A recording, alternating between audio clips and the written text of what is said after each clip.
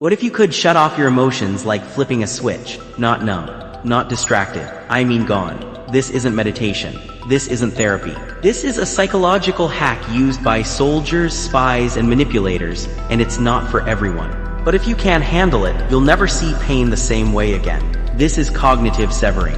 A mental model where you instantly detach from feelings by observing them as foreign, external data, not you.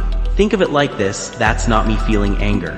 That's just a chemical event I'm observing. This is the blueprint for a mind that cannot be broken. It starts now. Emotions aren't real. They're chemical, misfiring electricity. That's all. The second you believe your feelings equal truth, you're enslaved by them. Your nervous system, a biological machine, doesn't differentiate between a real threat and the phantom of emotional noise. It doesn't question the logic of your fear or the rationality of your anger. It simply receives a signal, interprets it as a command, and demands a response. This is why you flinch. This is why you overreact. This is why you say things you regret. You are obeying a chemical impulse, a lie your biology whispers to you.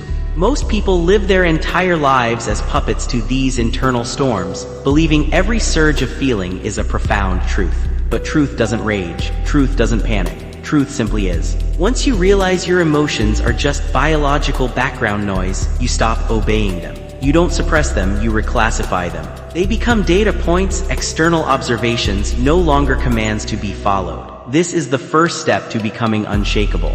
You see the chemical lie and you refuse to believe it. Words shape feelings. Change the words, kill the emotion. Saying "I'm devastated" doesn't just describe your state, it reinforces it. It gives the feeling power, an internal narrative that traps you. Each syllable binds you deeper to the emotional spiral. But "I'm observing discomfort" shifts your position entirely. You are no longer the victim of the feeling, you are the scientist studying it. This isn't about denial, it's about reframing the internal experience from active participation to passive observation. You strip the emotional label of its power. You don't say "I'm angry," you say "an anger response is initiating." You are not sad, a sadness signal has been detected. This creates a psychological distance, a sterile space between you and the raw, overwhelming sensation. You starve the emotion of the language it needs to thrive. Without the dramatic narrative, the internal monologue that fuels the fire, emotion simply has no oxygen. Control language and you suffocate emotion before it breathes. Every word you choose becomes a scalpel, dissecting the feeling from your core identity. This is the ultimate linguistic defense. When you become someone else, emotions lose their target. The self who feels panic is your default identity.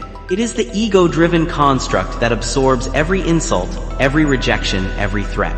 This self is vulnerable because it is personal. But if you mentally step into a colder version of yourself, a calculated alter ego, you transfer control away from the reactive mind. This isn't escapism. It is a strategic deployment of a secondary identity designed for high-pressure situations. Think of it as giving your emotions to someone who doesn't feel them. Visualize an alter ego. Call them the operator or the strategist. When conflict erupts or betrayal strikes, you mentally hand the emotional reins to this internal persona. Let them handle the situation. Let them process the data. You just observe. They act with cold precision, unaffected by the chemical storm.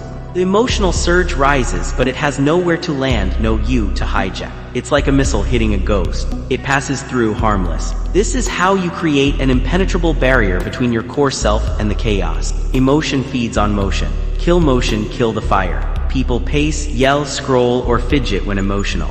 These are not mere reactions, they are feedback loops that reinforce the feeling.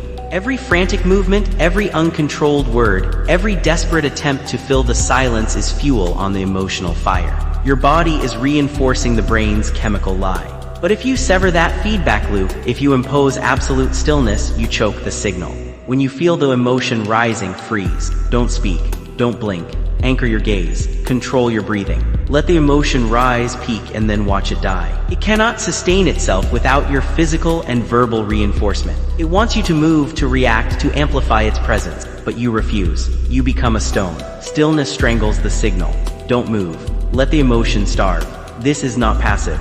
This is an active act of psychological warfare against your own biology. You are showing your nervous system who is in command. This is the part where people flinch, because there's nothing on the other side. When emotions vanish, what's left? Not peace, not joy.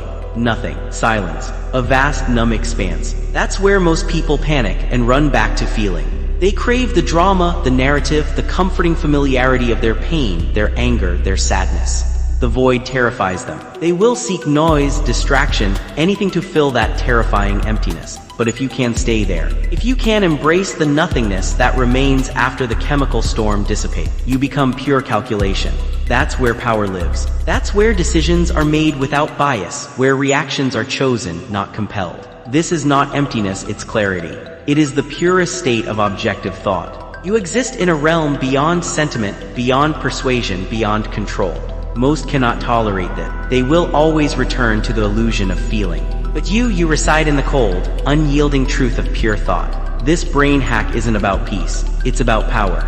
You don't become emotionless. You become undefeatable. Because when emotions die, weakness dies with them. Comment cold if you felt this shift. Or